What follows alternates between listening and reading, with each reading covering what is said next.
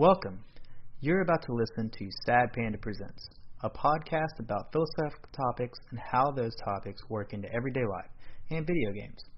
Full disclosure, there will be adult language and topics, so people of a sensitive constitution may not be too impressed. Enjoy!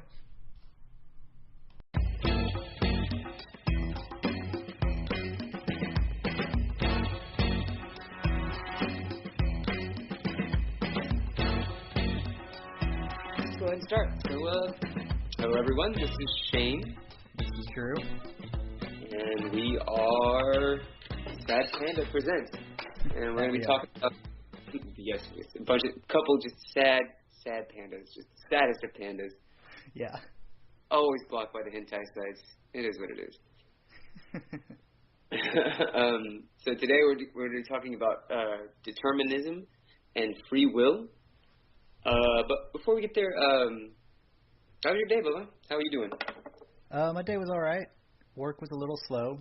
Other than that, I was a little late getting in just because I drove about an hour away to go buy a snowblower off of Craigslist because after we got about 6 inches of snow, I started shoveling, and I have like a 50-foot driveway. So yeah. Fuck that. Yeah. I went and got me a snowblower off Craigslist, and they had just had the engine serviced. It's got an electric start and everything. Like, it's good to go. Said the blades need to be replaced sometime soon, but that's like $40-50. Not worried about it. Since a new snowblower would cost like $400 or $500. And fuck all that. Whoa, right. Hey. So yeah, that was my day. What about you?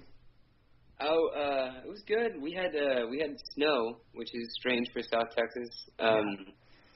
We had about 3 inches, and so it was. I got out of work about 12 or 1. I was talking to the other manager, and we got home, and she sends me this message like, "Ah, it's snowing! Oh my God!" So I go outside. I'm like, "Yep, that's snow." Closed it, went to sleep. Yeah, I did get up about, 6 or 7, and it covered everything, man. We had probably about 2 inches of snow, and, when you live like an hour and a half away from the border of Mexico, it's kind of strange to have a rare thing. But it was really cool. I remember it only snowed once when I lived in Kingsville. Like in 04, for something like that. Like 25 fucking years, the majority of my life. But it started snowing on me again when I was driving back, and I was like, oh, fuck. This is new. A little different than rain, but a little bit. Nothing too exciting. It's just, listening to Tadpog Backlog. Oh, yeah? I got a achievement in on that last episode. Yeah, I heard that. Yeah, you got the blue Galaga or whatever, something blue. Yeah. Yeah. I was listening to the Experience Grind, and they were calling out Ben real hard on. They were saying they're gonna beat his ass at the NES ice hockey when we go to Louisville. They called his ass out like a bunch. Man, Ben's a character. He's a funny guy. Yeah, I was trying to catch him on the Twitch, on Dave's Twitch stream, to say, hey man, they're talking shit about you, man. And so I was talking to another guy, Phil, and he wants to join the Galaga competition they have. And so I was like, you know what? I'm pretty good at Galaga. I'm gonna try that. And there's only one place in Kingsville that has a Galaga machine, and that's the office. Oh. So I at the office on Sunday, and spent about $2 playing, but their fire button doesn't work. Oh, fuck. Sticky, so after about 3 games, I was like, you know what? Fuck it, I don't care anymore. Just take some WD-40 in there and spray that shit. WD-40 is safe for electronics. I think it's actually a connection thing. The button doesn't connect right. It didn't have a proper connection to press to click to go. I don't know, because the button doesn't stick really bad. It's just the contact I think is probably messed up. Right. Huh. But oh well. So I've been training on the Wii, and it's not the same. The joystick and no button, man. It's not quite cutting the mustard. But I did get to level 38 the other day. Oh, okay. So pretty excited. That's my record's 52, and the highest I've ever seen was my dad, drunk as fuck. He got to level 97, 98. Jesus. And he was, we were at a family reunion, and he was drinking all fucking day. And we wandered to some arcade next door. They had Gallagher, and he and a couple of my cousins played. And I think they got to like 20. I got to like 30 or 40. And then he got to 90. I was like, you know what? Like, I've never seen like symbols, like the little shields that you get whenever you get to like level 10. Like little coat. I've never seen like those coat of arms before. It's crazy. Yeah. It was nuts. Oh, also we had a 40 top this morning. That just for everybody out there, I own a restaurant, and so we have big parties at times. This is the season for parties because it's Christmas, and then there's graduation. So we always have this is the time where large groups come in for their company or people graduating, stuff like that. So this morning, the lady sends me a message saying that there were supposed to be 40 people about, and normally when they say 40, it's usually about 30. It's usually a little less than what they claim. Right. So I went in Sunday night and set a bunch of stuff up and got a bunch of stuff prepared for all that. And about 9:30 this morning, I get a message from the girl. She says, "Oh, there's actually going to be 60." I was like, "Oh, shit." So it was. I was in panic mode all morning, just freaking out, and right. I didn't eat breakfast, and I was cooking lasagna last night, and I fell asleep while it was in the oven. So I woke up this morning, and everything smells like burning. Yep. My whole house stinks like burnt lasagna. That'll happen. Yeah. So it was a wild morning, but beyond that, it was pretty good. Fucking A, man. Yeah, everything came out and everybody was happy, so that was the good part. Glad to hear it. Yeah. Okay, so let's talk. You want to talk about this? Yeah, let's get into it. All right, let's do this. Okay, so determinism is basically, from what I've been reading, it says that the idea is everything everything that occurs happens out of necessity. That's kind of the idea of determinism, is that things don't just happen, that there's an order, there's an idea, there's something, there's a plan for everything. There's nothing happened, like there's a reason a duck-billed platypus is a thing. It's not it's not accidental. Yeah. Even though weird as fuck looking, there's a form to the function. Right. There's an idea behind it. And it kind of dates back to these two men named Leucippus and Democritus. And they were around, they were alive around 406 BC or so. Something like that. Okay. And God, I can't say this name. Leucippus. Leucippus? Leucippus? Leucippus? Lucifer? I don't know. Lucifer down in the morning? I don't know. So, the L guy, Leucippus, or whatever his name is, he concluded that all life is made up of atoms, and that these atoms are in motion in trajectories constantly. So, think of like a pool table. So when you break your set or whatever, and all the balls go everywhere, that's what atoms should be, but they're in constant motion at all times. And feeding off of him, Democritus, he said that nothing occurs at random, that everything occurs for a reason by necessity. And so when they put that thought out there, it kind of didn't get a lot of attention until way later, to like Newton, because Newton, when he came up with his with the three laws of physics. 3 laws of physics, of motion or whatever. Right. That's when it really kind of Democrats got a real big responding back, because the idea of that there are bodies in motion, that they continue in motion, that everything is made up of items, and you can't, energy can't transfer, or can only be transferred. Mass can't be created or destroyed, only transferred into other forms of energy, whatever. Exactly. And that's kind of how that came back. And so the determinism really came big in kind of like with a lot of like the Catholic philosophers like Augustine and Aquinas and stuff like that. That determinism is as another guy named Xenophanes said, that one God sets all things in motion by thought of his mind.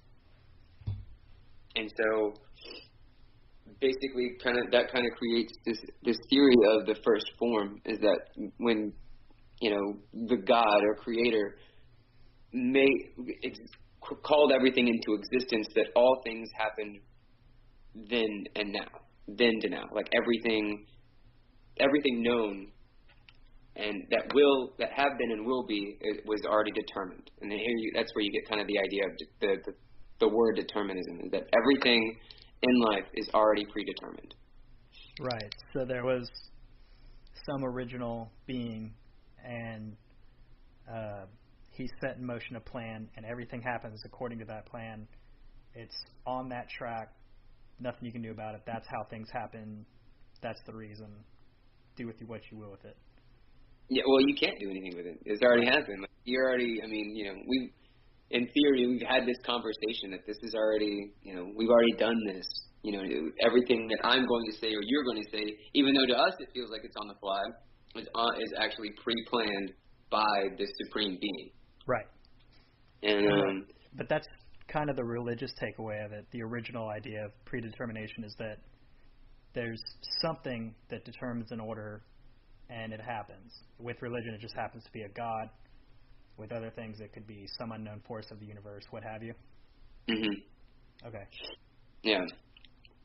And so, Xenophanes said that, and there was another guy named Anaximander who said that the boundless encompasses and steers all things. So what he means by that is that there are only 2 types of matter. I mean, you got to think, this is 400 BC. Right. So this guy, Anaximander, said that the boundless encompasses steers all things, was that there was the atoms that make up everything, and then there was what he called the boundless, the emptiness. Right. So he's more of the idea of that life isn't determined, that everything is chaos. That the boundless that we aren't determined on some plan, that we're not scripted. Our lives aren't scripted, if you will. So the argument is a set in stone plan versus pure chaos between these 2 thoughts. Exactly. Yeah. Yeah, no, exactly. And and so what governs the world? What governs our lives? Like, what, you know what I mean? Is it just nothing but random chaos, or is it something planned and something, or is it something mixed? That's kind of the idea of between determinism and free will, is what actually, are we actually free to do our own actions, or is there some plan? If there is a plan, is it kind of schemed to where we can have free will within this plan, or something? There's basically 4 options. That everything is determined and you can't choose anything. That everything is determined and you can choose something. There is no plan, or there is no predetermined plan, and you have free will, or neither of all four. That nothing is planned, and you don't have free will. And we'll kind of get into those as we go along, and talk about a little bit about existentialism and Kierkegaard, because they're a little different as far as everything goes. But and there's like different types of freedom, and there's but we'll start with what we're going on here. Okay, so there was a man named Laplace who was a big determinist, and he had this thought that it's called Laplace's demon. And the idea, what he's saying is that if a genius knows all things of the laws of nature and has come to complete description of the universe at any given moment, he can predict the future and past events all at once. You look confused. I'm sure that's kind of confusing. But what he's saying is, if there's like this supreme genius that can understand the laws of nature, of all laws of nature, and for one instance he can understand the universe itself, then he can determine everything that had happened up until this point and everything that will happen because of that, because of how people act, or how people act and how things work by consequence. So this is going to happen, say this is going to happen, and this is going to happen, and this is going to happen, therefore this will happen, this will happen, this will happen. So basically, if you can come into enough understanding, you can calculate, formulate, whatever you want to call it, write a formula that takes into account all variables and determines every outcome that has ever happened, is happening now, and will ever happen because of your supreme understanding of the forces of nature and the way human intellect works and what have you. Yeah. Okay. Basically, that is a plausible thing that could happen, but it's not really. I don't think that will happen. But I mean, or if you even think about it like ads, like when you're on your phone, right, looking through stuff, and you go to a website, there's like cookies, like they kind of see what you look for, and then they kind of gear ads toward who you are by what you're looking at and that kind of stuff. Right. Well, your ISP sells metadata, so information about who you are, where you are, what you're looking at, which is the cookies you're talking about, is the what you're looking at on the internet. But they will sell all that type of information, your entire demographic. They won't necessarily give away, well, some will, your name, date of birth, anything like that, but they'll put you in a demographic, say, this is the demographic associated with this IP address. This is what they're looking at on the internet, and then a bunch of computer formulas come in and serve you ads that they think you'll click on and then subsequently buy. Yeah, exactly. So that's like a modern analog to the idea of supreme understanding? No, just the idea of understanding the situation, I guess you could say, and then making predictions on that. Okay. But to like a Laplace, I mean, to like an infinite degree that is a lot more stringent. But is just the same Laplace that is famous for the transform, the mathematical equation, or is this a completely different guy? Because there's a mathematical sequence called the Laplace transform that's used in like differential equations and stuff. I really don't know. Okay. I was just curious. I don't remember enough about what the Laplace transform is used for to tie it into this. I just know it's a thing, and it's used in like transient equations and things like that. I could be wrong about that, but. I don't know. Let me see if I can find it in my other book. Let me see. I think it was in my other book. Let me find it. Okay. It might be. It is the same guy. Yeah. I just googled Laplace transform, and it says Pierre Simon Laplace. Yep, that's him. Okay, so it's an integral transform. I just want to see if it relates in any way. We can cut out a bunch of this. Oh no, that's fine. It's just, well, I mean, I think I'm getting to the idea that is that all things are related. So I can't believe it. It's so weird. Huh.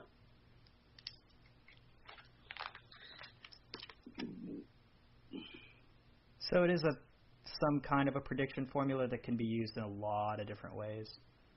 Okay. Mostly dealing with transient states, doesn't have any real correlation to our discussion. So sorry about that weird tangent. No, that's fine.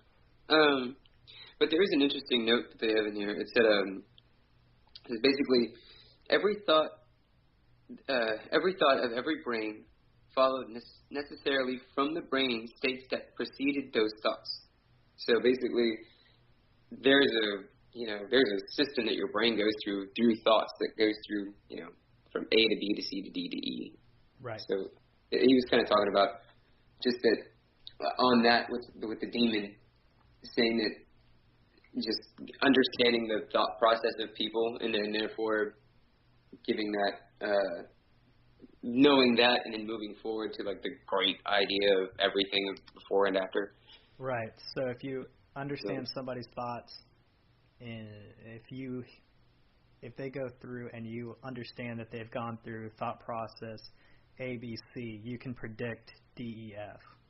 Exactly. That they're going to do action E because of all of the determined ideas or whatever they're thinking.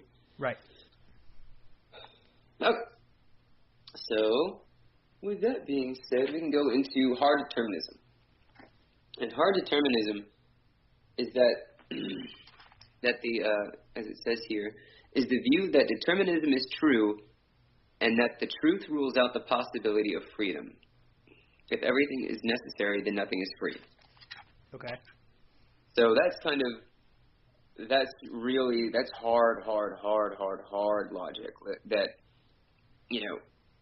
you can't be free because these actions are necessary, and everything that happens already or did happen is bound, and so you can't have any freedom whatsoever because it's not necessary to have those. All of your actions were previously determined by all previous actions, by all previous actions, by all previous actions. Therefore, there is no such thing as a divergent path. You're going down a linear rail system, and there's nothing you can do about it. Yeah, brought up by, let's say, your surrounding, your personality, your character, like your parents, who they were, where they were at geographically, and all that kind of stuff. That you're basically set in whatever life you're going to live. And that brings us to a man named B.F. Skinner. And B.F. Skinner was, for all the teachers out there, Skinner was a big influence in what we call behavioralism. And behavioralism is basically the idea that people do things because of habits. So, and it's really almost impossible to change your habit without changing what you do. So, like, for instance, I remember I saw, what's that stupid show where they lose weight or whatever? I can't remember.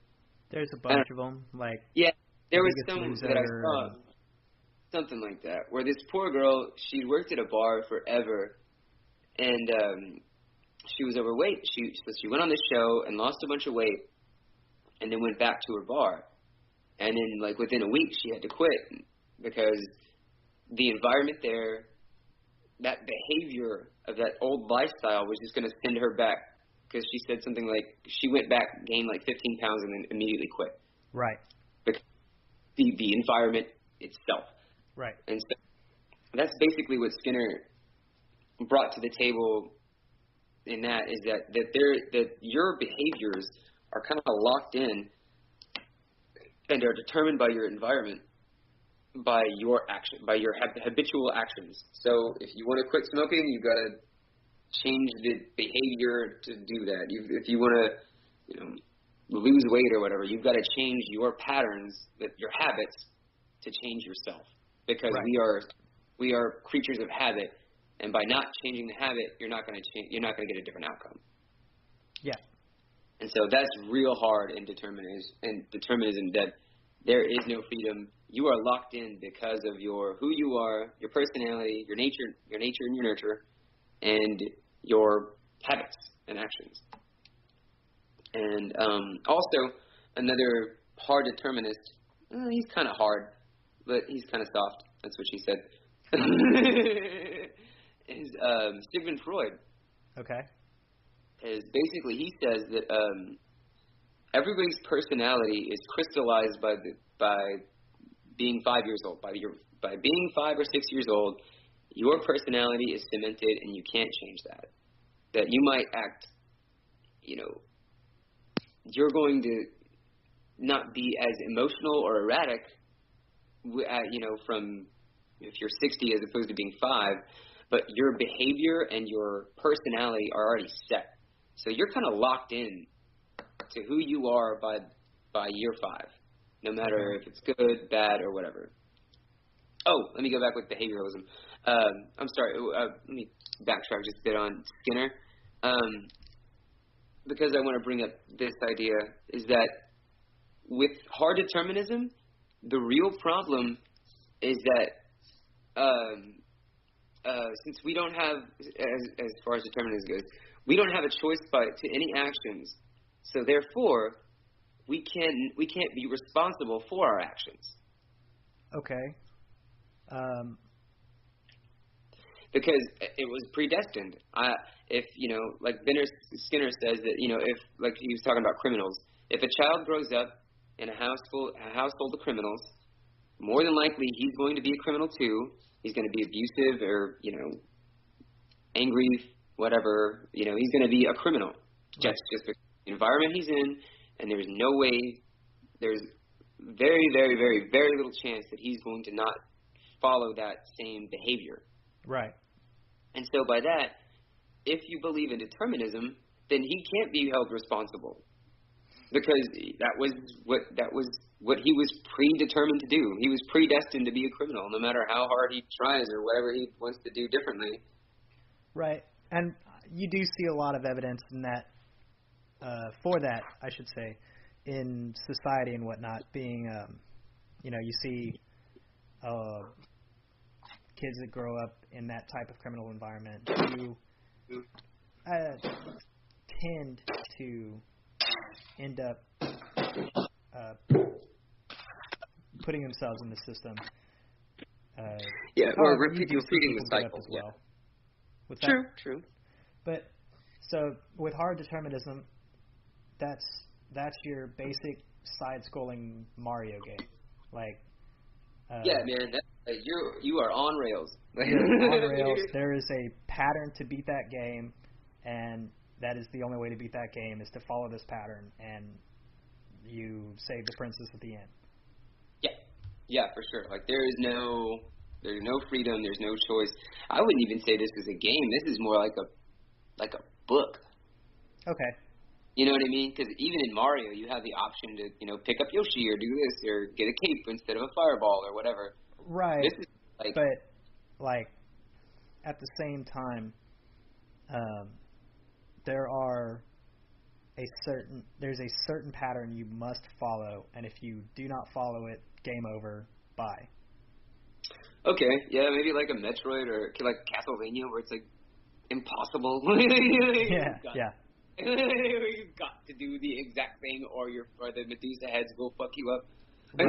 Well, and it's like, I mean, yes, there's, you can choose when you press the A button or whatever, and it's all timing and all that stuff. But on the same token, that game is so on rails that, I mean, a lot of your early games are just so on rails that you follow this one story. You don't get to roam around the environment and check shit out. You go through the level, finish the level, go to the next level, finish the next level. And that almost sounds like or like Mario, the original Mario, yeah, for sure. That or like that's what I was getting at. Maybe like a Pac-Man, where there is no, there's no deviation. You just do the one thing, and that's all you do. Then you go to the next puzzle and do the same thing. That's all you do. There's no Um, maybe, but I see it more as like a novel where you Okay. don't, you don't get any kind of any. You're just going through the motions. You know what I mean? You're reading this book, and there is no chance of. I mean, it's not like a choose your own adventure where you can, the Right. Yetis, whatever. Okay. Yeah. But like this So is like I guess with even an on rails video game, we're kind of jumping ahead a little bit into like the illusion of choice or whatever. But we'll get back on. So it's a novel where man. like Yeah. you ain't rewriting it because you're not the author. You didn't write it. The author wrote it. It got published. This is the story now, no matter what. Yeah. All the characters in that world existed until they didn't. Okay. There's no deviation. Their whole lives were planned out, if you will, like from beginning to end. Yeah. So that's kind of more of the idea of that. And there's a bunch of other hard determinists that I could have looked up, but I didn't. Is it was like but meh. I don't know. I don't personally don't believe in hard determinism because I don't know. I don't buy it, so I didn't really get too deep into it. But I did want to bring up B.F. Skinner just because he does have that behavioralism that's really, it's kind of a big deal, especially in education. Right. That got to change the situation to change the person, which I guess could lead to some sort of difference. But for the most part, it's this person, this person's life is on rails as it is. What? Sorry. I heard a train and I couldn't figure out if it was coming You from you or coming from me. I think it's me. Yeah, I think so too. I don't feel the vibrations in my apartment. So yeah. Normally everything is like yeah. Again, we both live like a quarter mile away from a train, so there's gonna be trains. That's gonna happen. It's sorry about that. I can't do that. This town was built on the train, so yeah. kind of yeah. Well, I feel like this little town was as well because this is an old steel town. Oh yeah, for sure. So it's all centralized around the railroad tracks as well. Getting them shipments out. We had capital, had steel. Yeah. It'll get a little better on my end when I figure out how to make this setup work in my studio, but whatever. We'll get there. We'll get there when we get there. Yeah. Okay. So, a lot of people had problems with this hard determination. They're like, but God gave us free will. Like, how does that work? How can we not have freedom? How can we not have free will when it was granted to us by somebody who had a plan? Right. Well, and it's just such a tough sell because you always have the option of going, well, you know what? Fuck you. I'm going to not do something I was going to do, or I'm going to do something I wasn't going to do, or I'm going to try to be random, or, I'm going to walk with my eyes shut. And the determinist would be like, well, yeah, but because we had this conversation that set those actions in motion, it was all part of the predetermined plan anyway. So you have this argument back and forth. But that you have this illusion of free will, but it's not really free will, and how do you determine if it is or if it ain't, kind of thing. Right. So there's always that. But your mind tells you that you're free, essentially. I mean, that's the illusion you have. Right. But like, free. Is anyone really free? Who knows? I mean, no, I'm asking. Like, are you free? Are you free to do whatever? I mean, I feel like I am. That's the whole. I'm free because my mind tells me that I am. That's the whole I think therefore I am argument. Well, you think you're free, and then you think about it like, well, I can do whatever the fuck I want. You're like, well, I gotta go to work. You don't. I mean, you don't. You could be a a bum on the street. You have that freedom. Oh, yeah, you could be a vagabond, I suppose. But yeah. But you know, when you especially like, well, fuck. I mean, I don't want to be that, so I give up Right. my freedom because I give up bits of my freedom to, you know, slave my life to, you know, this Right. end. But you Not choose live on the to street. give those bits of your freedom to live the life you want to live. So that's where the free will comes in. But, you know, this is the argument against, I should say, determinism versus, you know, the argument for is, well, yeah, you think that, but no, it's already been set in motion, and previous actions determine your next action. Sorry. But I mean, how do you prove either way? You don't. You just believe whatever the fuck you want to, so you can be happy. If you can prove any of this shit, all these fucking philosophers would be out of a job, man. Yeah. If you're on their fucking ass, having to teach art or cook food or some shit. Anyway, with all that, we'll go into soft determinism, which is it believes in the ideas of determinism that everything happens out of necessity, but you have the ability of free will. Right. So I said Freud was hard, but he's kind of wishy-washy. He kind of goes back and forth into this idea that people do have a free will, but it's real hard to get to. Okay. And like you just gotta really want it. well, what I guess the true definition, I didn't realize it. I wrote my notes later on that soft determinism, that they believe that determinism is true, and we can act freely when not constrained or coerced. Okay. So unless you're being forced to do something or being bound against your will, you have this freedom. Okay. But there's still shit going on in the background. Like there's a big plan in the back, but you still have this will, and which gets into one of my favorite philosophers. I love this guy. His name is Saint Augustine. He is a boss. And he said, if any man is good and cannot act rightly unless he wills to do so, no one wills a thing unwillingly. So no one wills a thing unwillingly is the idea. So if you choose to do something, oh shit. If you choose to do something, you've already chosen to do it. If you will something to happen, you can't unwill it. Okay. So that's kind of his idea. And man, St. Augustine, I'm going to go on a little rant about St. Augustine because he's one of my favorites. He was this really, really shitty person as a child who turned out to be like an awesome, turned into sainthood. He was the bishop of Hippos, I believe. Let me see. Islam, Aquinas. Come on, where's Augustine?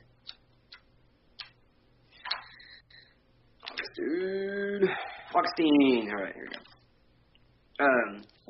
So check this shit out. Let's see where let me find the juicy stuff. All right. Where is he?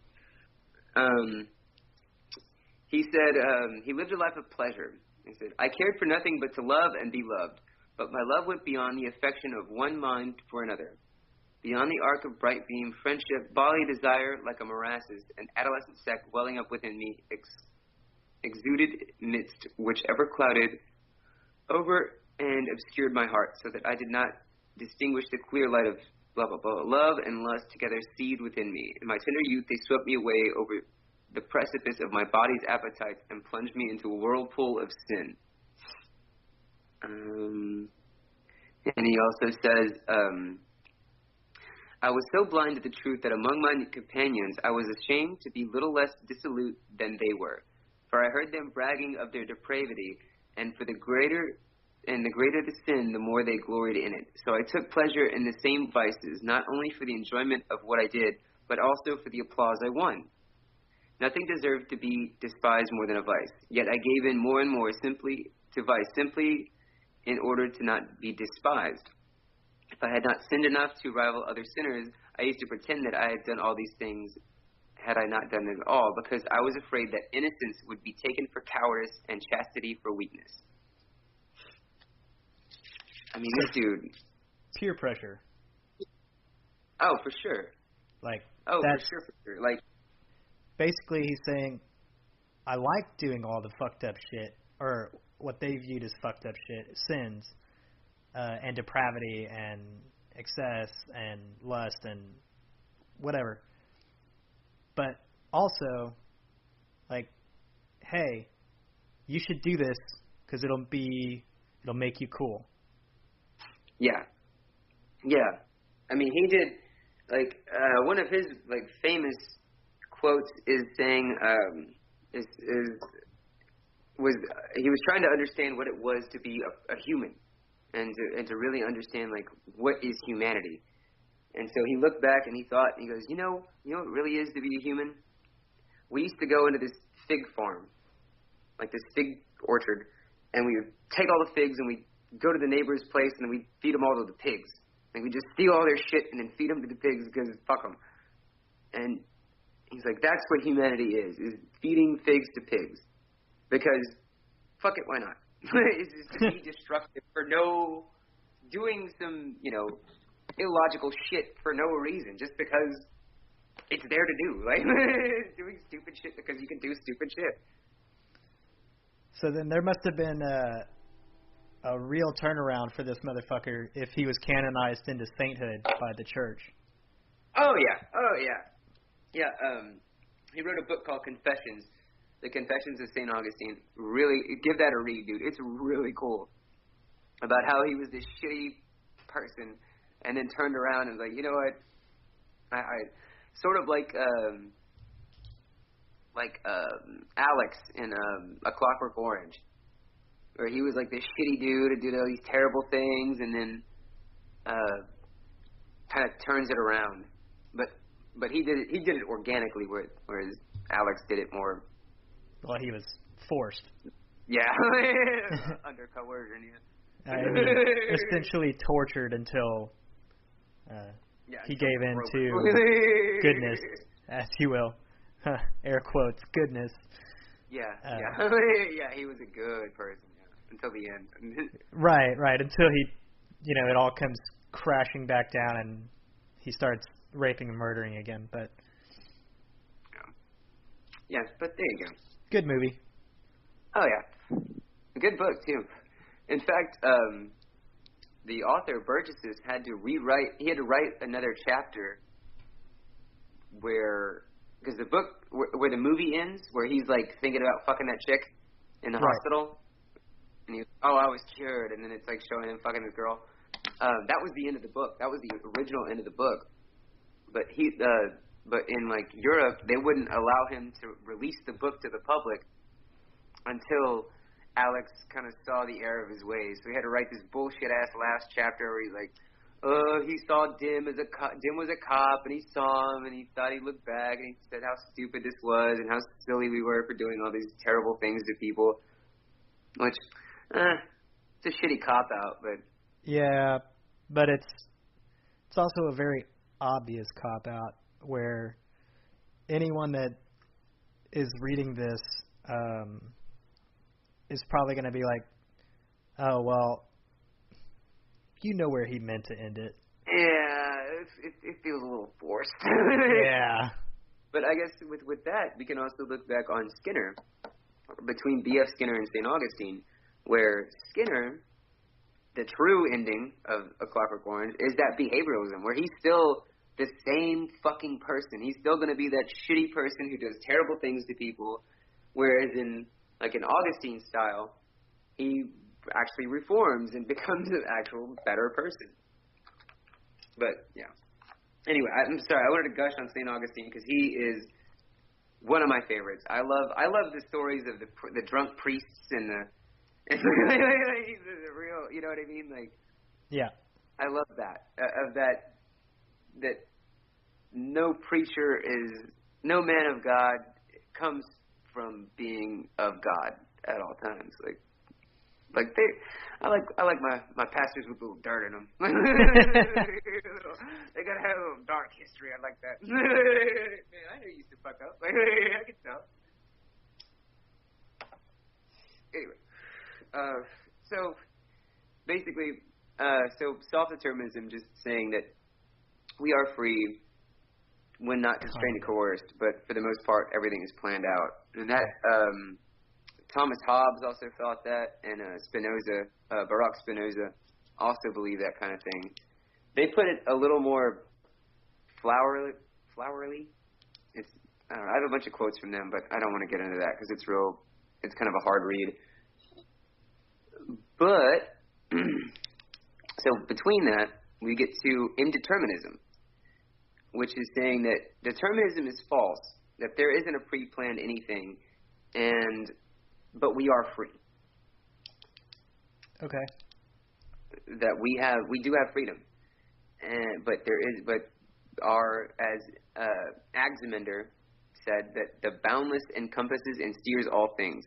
That we are in a chaos and we have the liberty to do whatever we want to do because life is chaos and our free actions make that chaos sort of continue.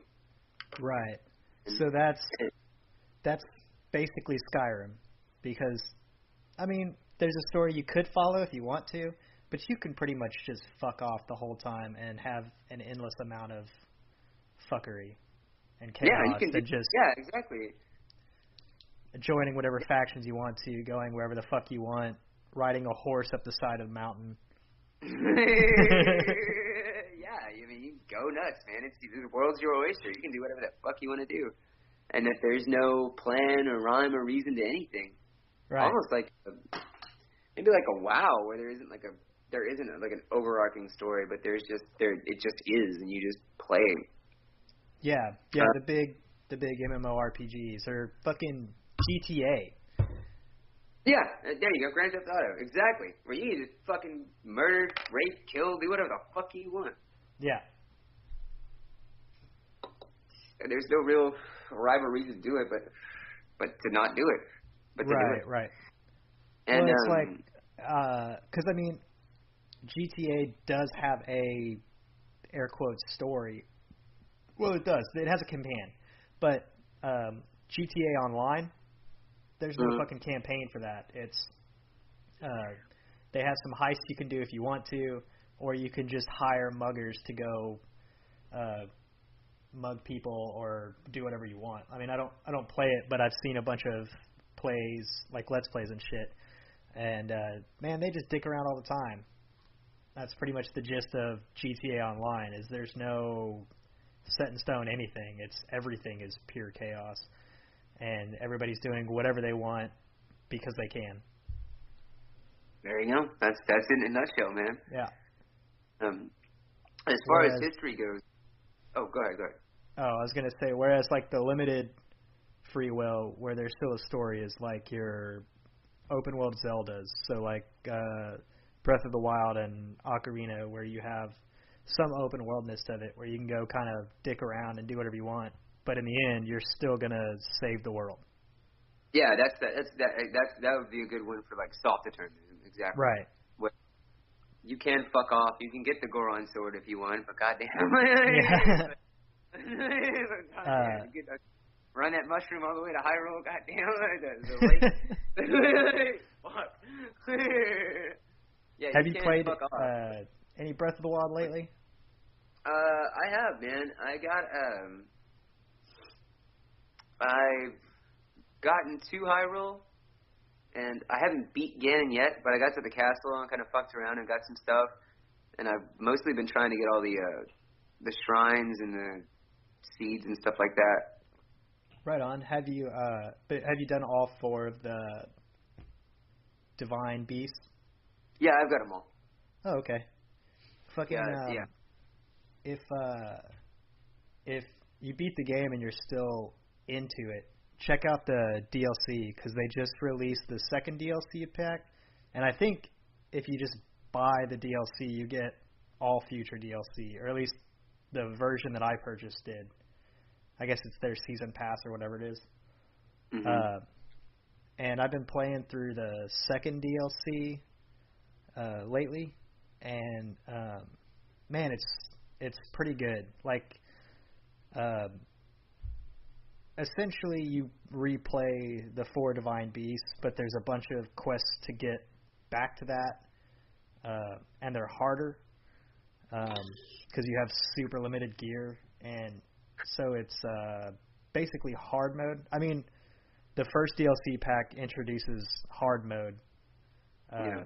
or whatever it's called, but this is just like an expansion on the story a little bit, and then the, I guess, reward for beating the bosses over again is I think the cooldown is shorter for the different abilities you have. Oh, for all your abilities.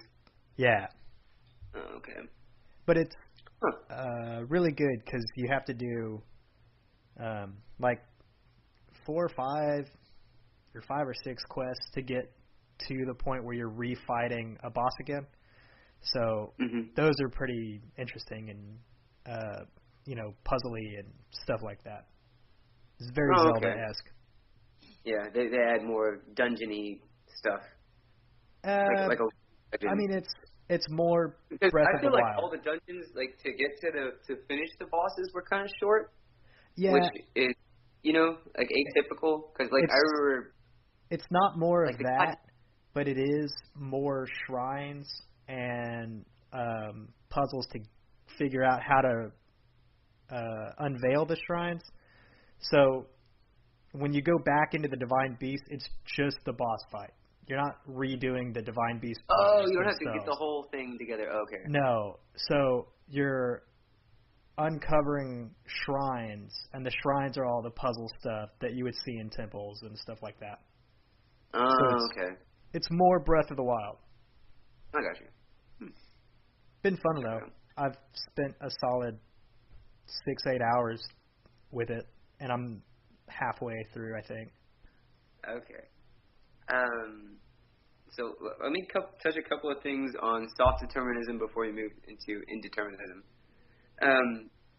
So for soft, a lot of people they ask, what does freedom mean?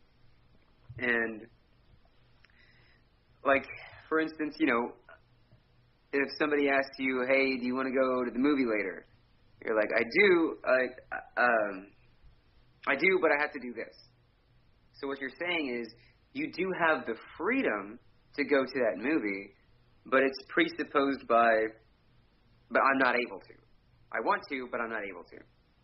Because of some other obligation or what have you that Yeah, keeps your freedom in check. exactly. And let me do a quote real quick from a man named David Hume. He says, by liberty, then, we can only mean a power of acting or not acting, according to the determinations of the will. That is, if we choose to remain at rest, we may. If we choose to move, we may also. Now, this is hypothetically, liberty is universally allowed to belong to everyone who is not a prisoner and in chains. So, you have that will to do whatever you want, but let's talk about a prisoner in chains, as he says. Even the dudes who are locked up have some free will. Like, they're free to write letters, they're free to play chess or work out. I mean, they can't leave, but Right. but they do, even being a prisoner. Have some level of free will to the extent that they can do something other than just lay in bed. Or they could just lay in bed if they want. Or, yeah. And so, with all that, when you said you have other obligations, this is actually a decent diagram that I wish I could show, but it says, so we have A is responsibility, B is freedom, C is I can, and D is I could do otherwise. So we can't have true freedom without responsibility, because the responsibility presupposes the freedom, and the freedom presupposes the I can. So by our responsibilities, we aren't free to do whatever I want to do. Right. You know what I mean? Yeah, So it's the we whole are thing all where free.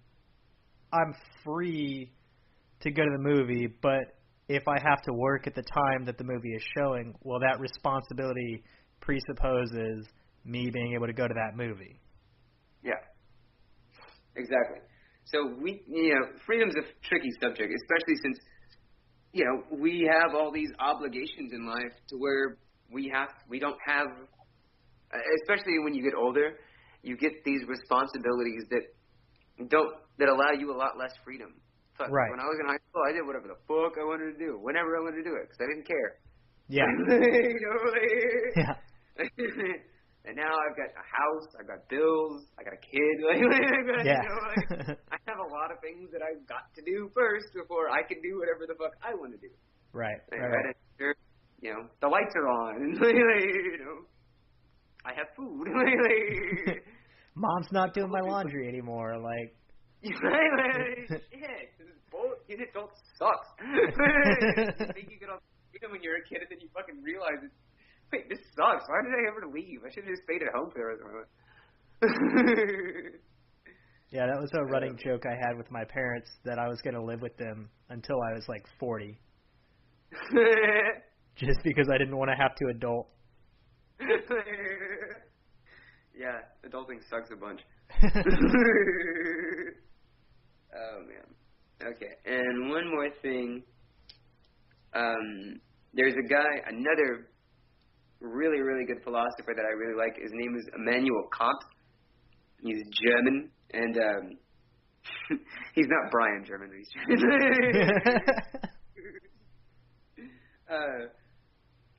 Okay, most of... where does he say? He says, we can freely act when we act for a reason, and not just in response to a non-rational cause. So that goes into the idea of determination, of where life is kind of planned out for you, but he's saying you can act freely, not just because of that, but to whatever you want, which kind of leads us into this indeterminism idea, where they say determinism is false and all that chaos is there, that we can act, that he's saying we act freely just because that's the only real thing we need. Like, that's the only thing we really got. Right. It's these non-rational, like, we can do it with the rational, like self-determinism, but we can do it against it as well. And for indeterminism, where they're saying determinism is false and we have free will, a lot of people didn't buy into this. Like when the ideas started getting floated around, until Heisenberg came around and he proved his uncertainty principle. Okay. And so now you have this idea of you don't know whether the cat is dead or not, but it's the will is free. Like, you have this freedom, and there is no such thing as determinism because we can't prove that there is or is not a real cause to it, or whatever you will. Right. So you don't know whether the cat is dead or not until you choose to open the box and look. And that is, you're taking yourself out of the predeterminism and saying, okay, well, I'm opening this box and I'm going to tell you whether the cat's dead or alive. And I'm going to make that decision. Yeah, and it's just, it's the idea that the idea of a planned thing can't work because, well, you don't fucking know. Right. Chaos. It's just chaos.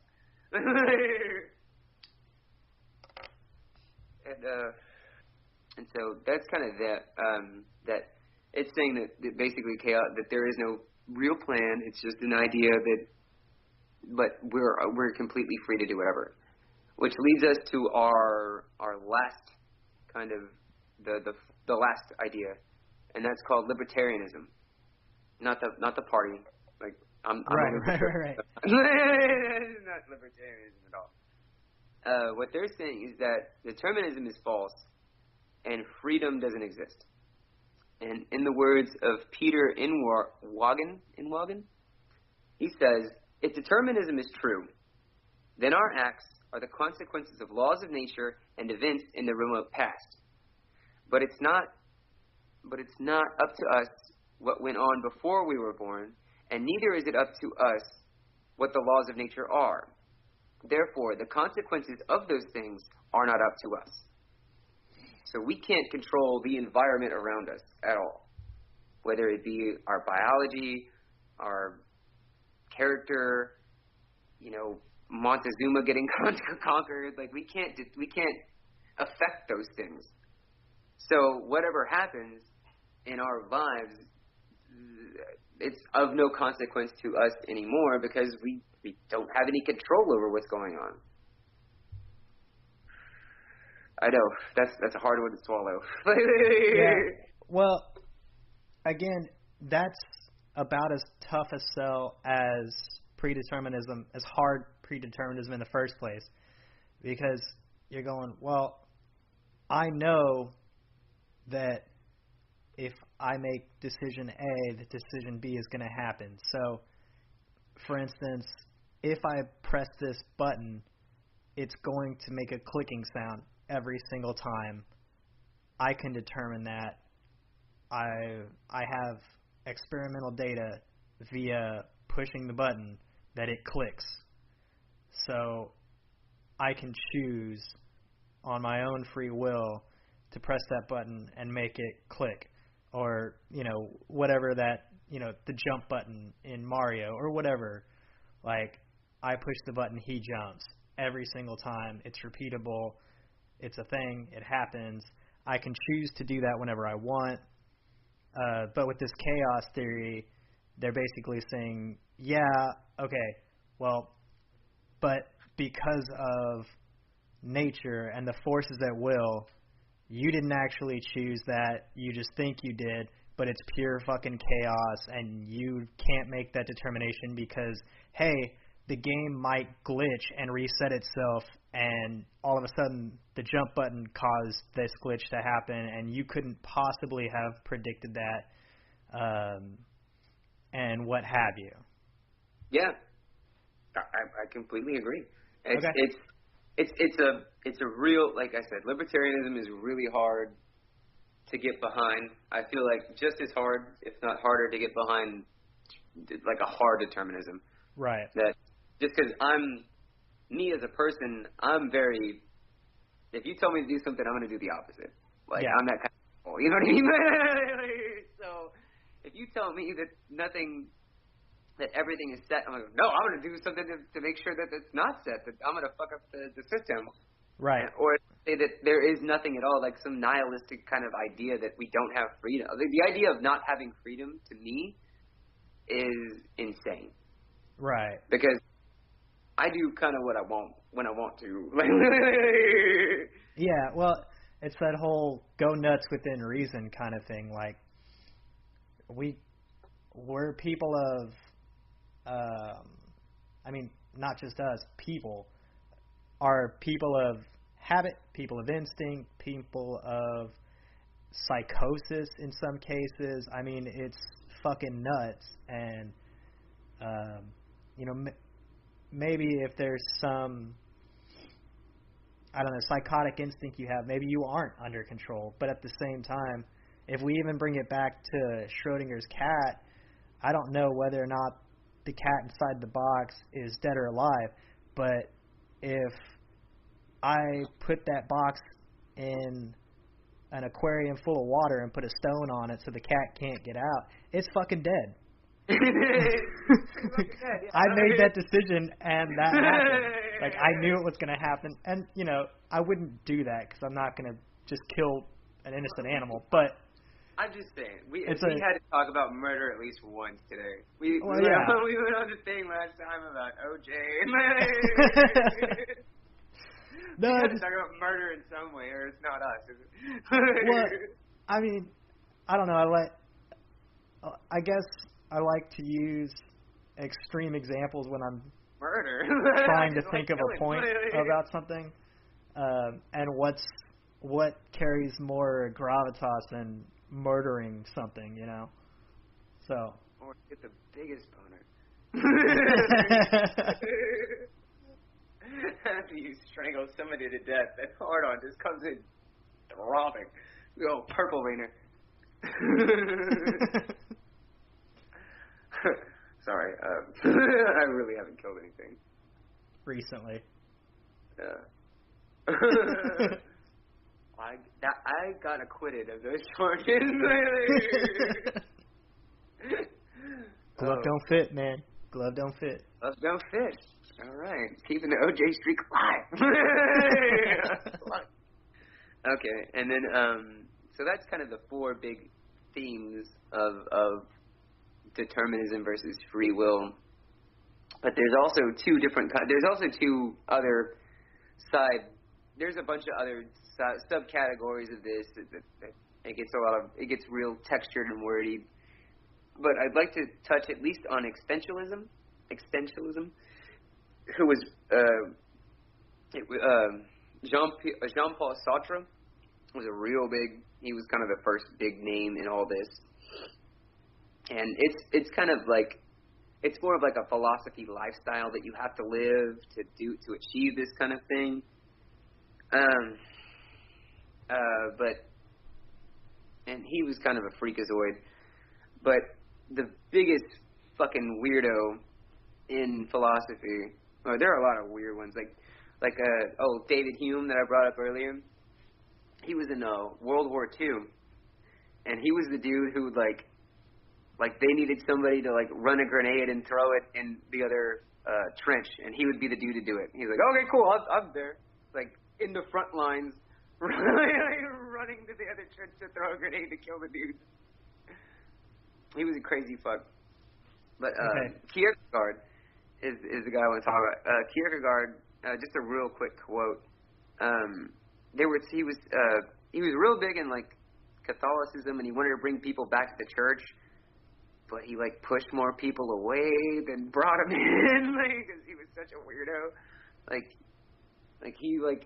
He was engaged to a girl, and they broke up, and then he stalked her for like 5 years. He was a real weird dude. He was like a weird guy. But he was talking about Adam and the original sin, and he said that it's just the dread and anxiety when he realizes true freedom is why Adam never really went for it on his own. Just the overwhelming idea of true freedom was so terrifying to him that he refused it outright. Because, I mean, freedom's scary. Okay, it's so that's in his philosophy, that's the original existential crisis. Yeah, that was the first crisis, if you will, of humanity, I guess you could say. Is that just realizing what true freedom is and then going, nope, that shit is scary, it's crazy. But then, at the same time, that happens, so he has another crisis on the same level when they do take their bites out of the apple or whatever, and then they do have this sudden realization of shame, and the existential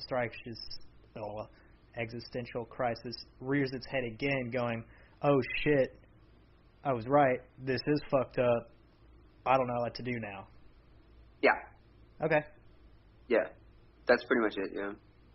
Was that the idea, well, I just a little quote about it, because I don't want to get into existentialism, because it's a very layered thing, and I don't really want to get into it, but I did want to bring up Kierkegaard, because he's a fucking weirdo.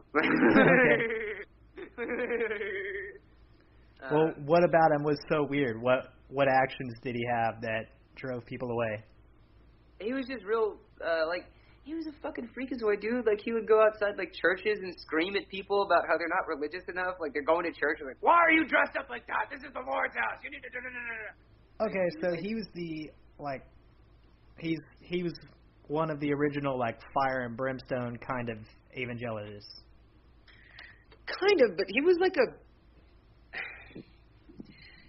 a slut shamer for, like, everybody. Like, he would, like, he would like call people out on the street about like, you didn't tithe 10%.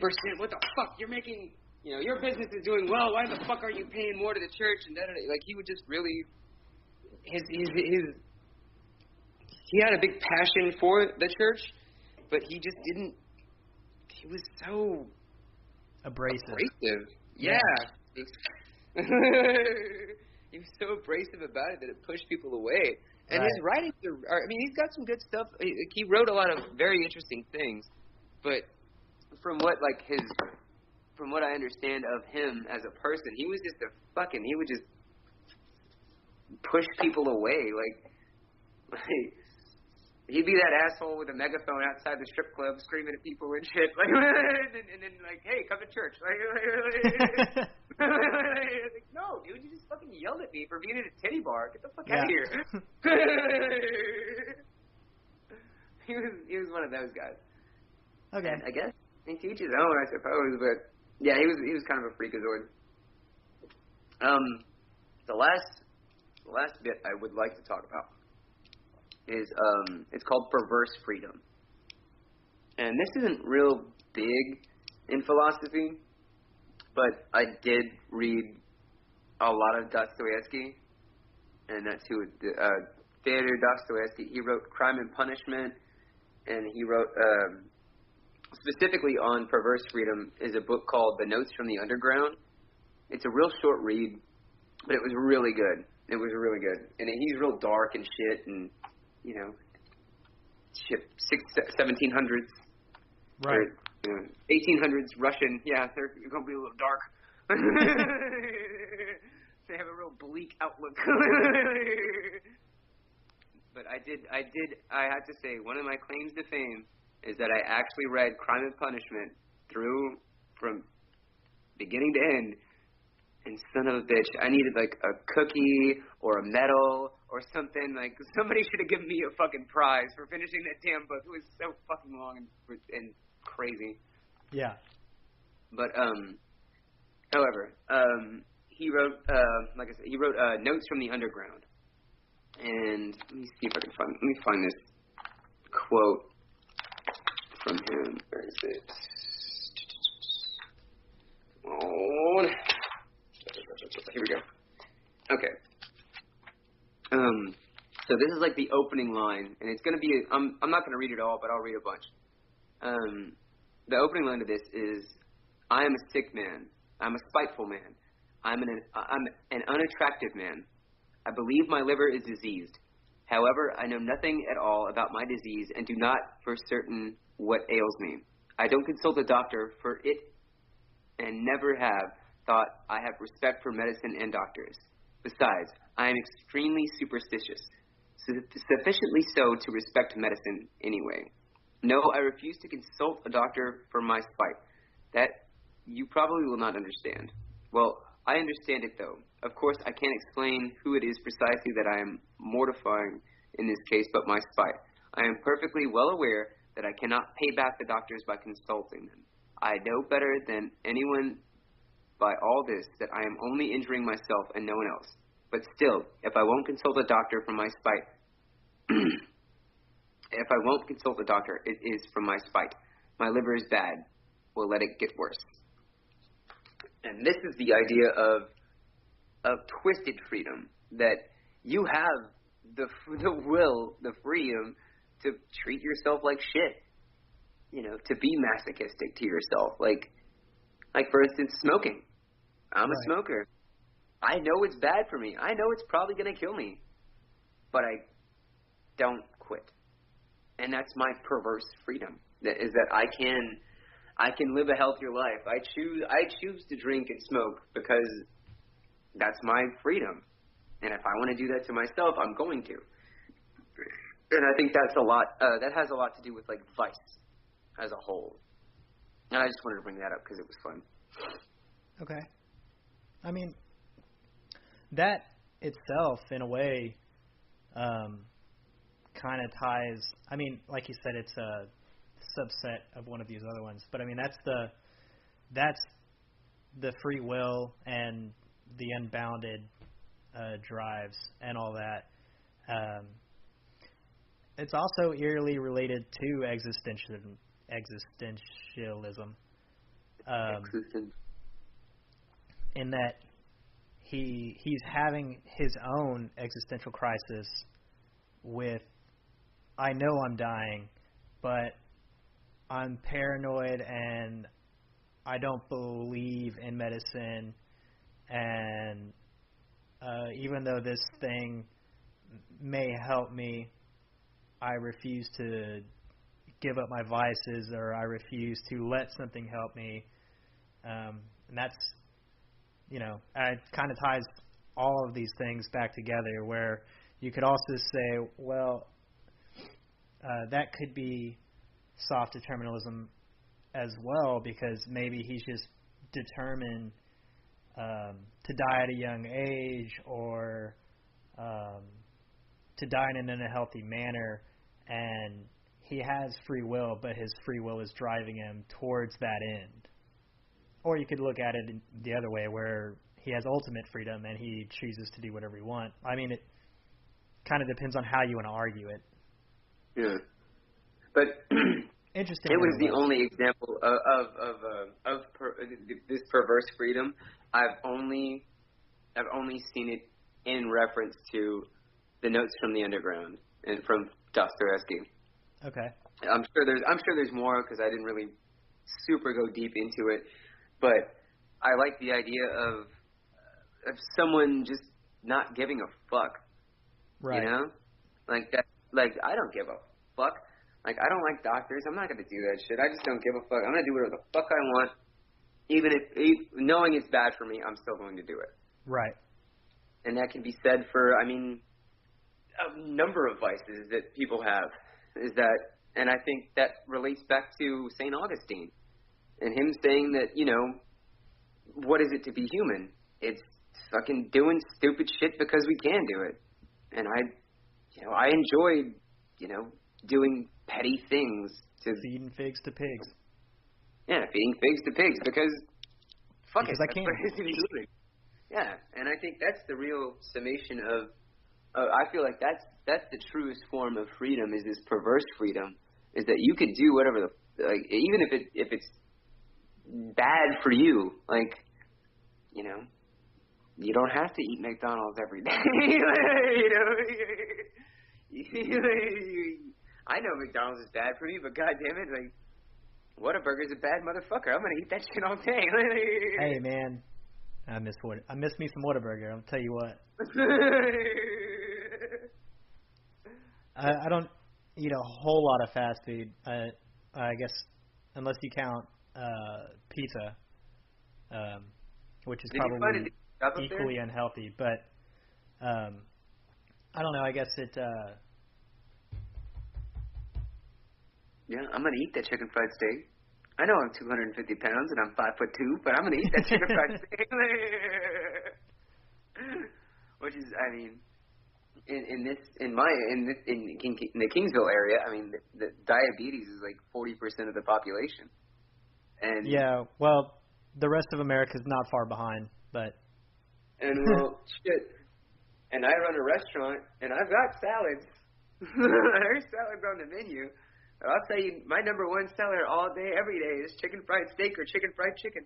Right. I know that 1,000%, and I know you know that. Oh, yeah. Well, I mean, Pizza Parlor Salad Bar does really well, but on the same token, the thing that gets refilled the most, hands down, 10 times more than anything, is ranch dressing, because people fill bowls with that shit and dip their pizza in it and fucking. Yeah, they don't eat ranch; they drink it. I know. Some of the salads I would back in the day see people make, it'd be more goddamn ranch dressing than lettuce. Yeah, by a lot. Yeah. Why is your salad soupy? Why are you eating with this spoon? It's gross. It's gross. Oh yeah, no, shit. I can't eat ranch anymore because I worked for a restaurant, and no bullshit. I mean, we would portion, God, I don't know, 6 gallons a day, Yeah. and that would be gone. Yeah. Like easy, 6-7 gallons a day. Like at mine, we go through you probably go through 2-3 gallons a week. Oh, dude. Like, I don't even know how many y'all would do. A lot. Like chingo. Like, all right, so, we would make our own ranch every morning, right? Yeah. Which is part of the reason I don't like ranch is because I know what the fuck it is. It's mayonnaise and buttermilk. Yeah. Like, you go home like it and shit. Oh fuck no, I can't eat it anymore. But you know those big soup pots that are like, I don't know, 5 gallons, I guess. Yeah, we'd make. Well, okay, no, we made the smaller ones. They're probably like 3 gallons. We probably went through like 6-8 gallons a day. A day? Yeah. Oh, but that was a pizza shop, and you did have a salad bar. Well, it's because people got to portion their own ranch, and they fill up bowls of it. Like, we'd throw away half bowlfuls of ranch all day long. You'd probably make, like, let's say you made 4 gallons a day, but you probably threw a gallon away. Just something because like that. People would just over-consume it. Right. Yeah. Well, I mean, that's yeah. You don't give people unlimited options because they'll fuck it up. Like, they'll waste everything. You're not wrong.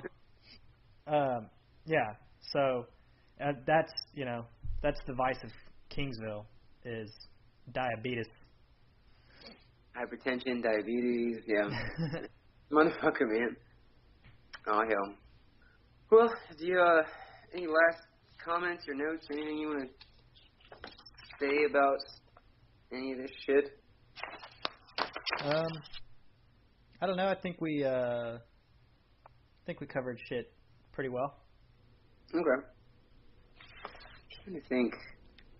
I had a final thought earlier, but I had fucking lost it. Oh, you know what? There was something I wanted to bring up.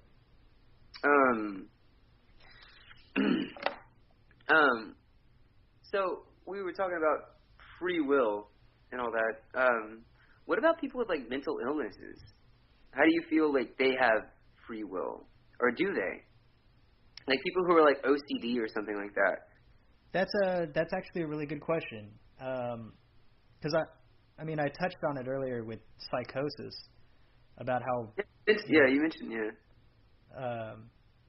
So yeah, what about mental illness? Let's think about it. Like, all right, well, somebody that has OCD, and they have to like check their lock 3 times, or hit every light switch 3 times, or they have to have every picture in their house perfectly level, and they check it every single day.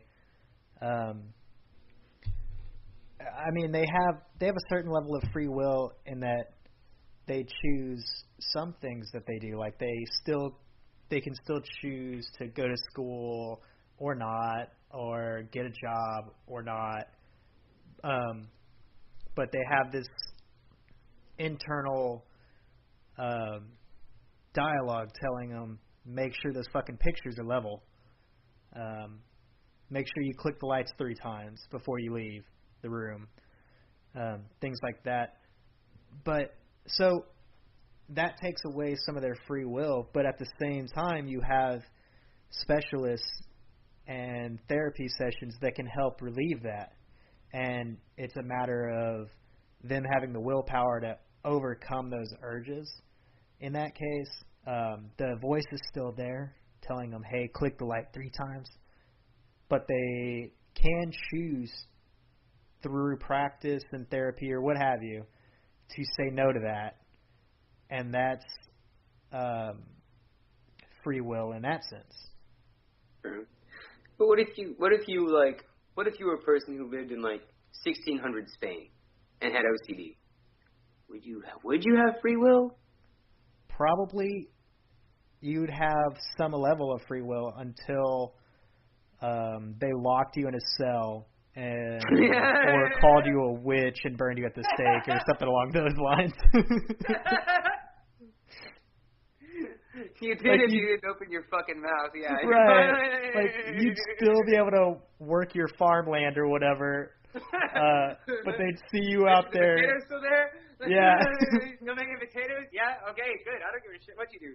They'd see you tying your donkey up and untying it 3 times every single time. Exactly, and they'd be like, well, get this motherfucker out of here.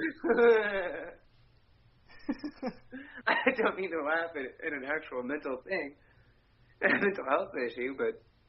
Or what about, what would you say about, like, people with addictions? Do they have free will?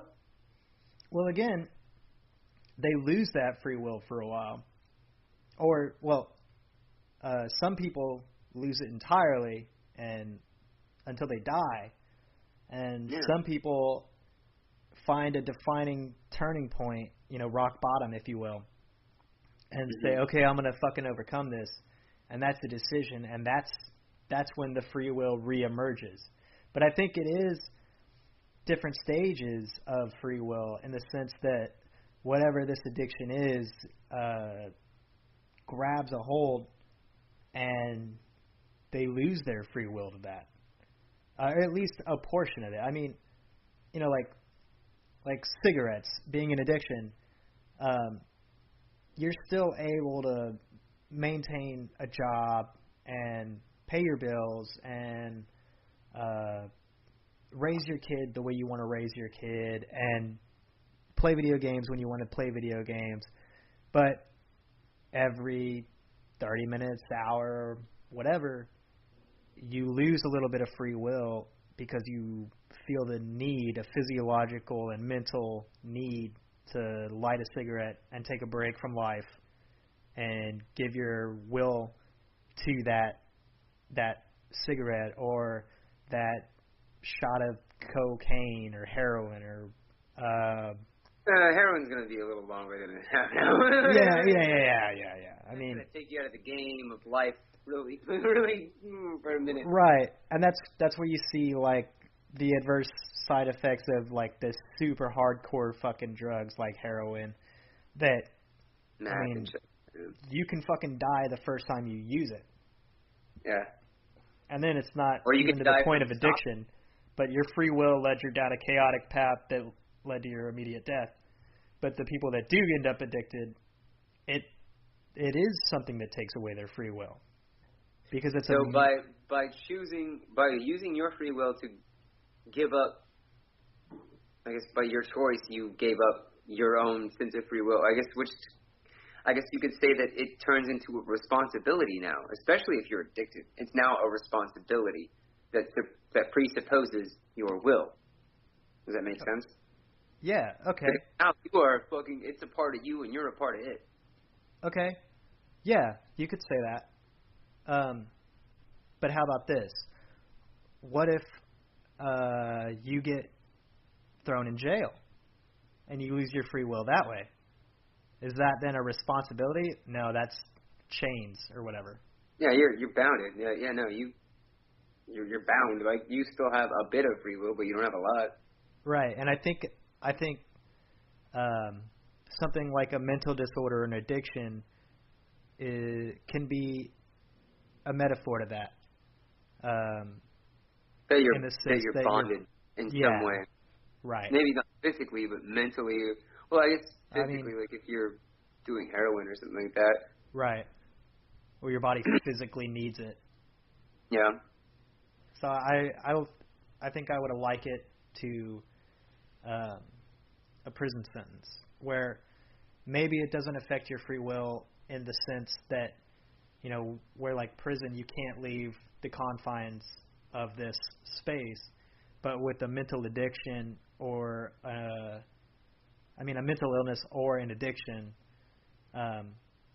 you can't do something you'd rather otherwise do because this thing is confining you to your illness or your addiction or what have you. Yeah. Hmm. Yeah, I agree. That was a fun little spread. Yeah. I feel like we're both very capable of going off on long rants like that and having. But I also feel like that's part of what makes some of our discussions very enjoyable. No, the crazy shit that comes out of our fucking mouth. Yeah. Yeah. Okay. I think that's pretty much. I think I went through everything on my notes.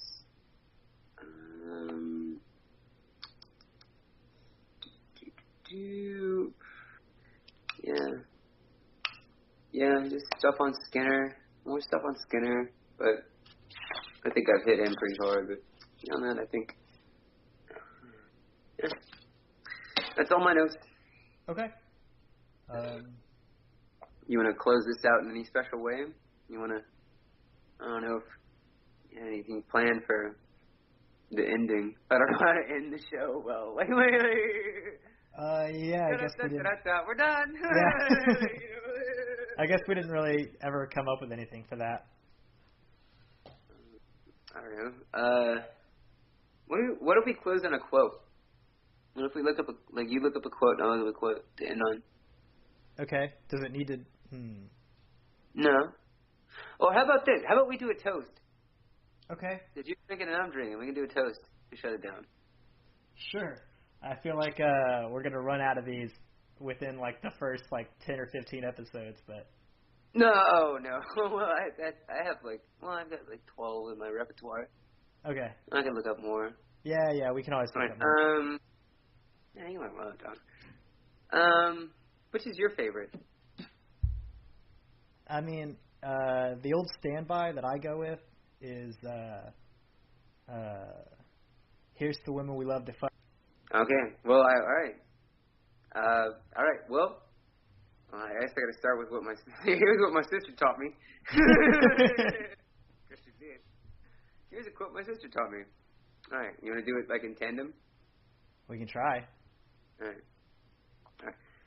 Here's the people we love to fuck. We'll fuck them here and there, and if they have wings, we'll fuck them in the air.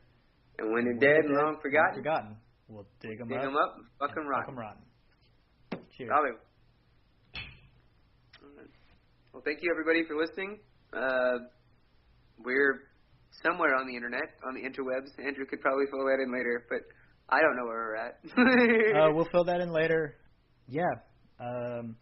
Like, subscribe, leave a comment. Let us know what you want to hear about. Let us know if we're good, bad, if we suck, if there's things we can improve on. We want to hear feedback and tell people. There's a lot of things we can improve on, but we'd like to hear, if y'all have any ideas that y'all would like us to talk about, we would totally do that. And we appreciate if you would tell more people about us. Yeah, that'd be great. Yeah. Please and thank you. All right, everybody. Thanks for listening. Have a good day. Thank you. Have a good one, guys. Bye.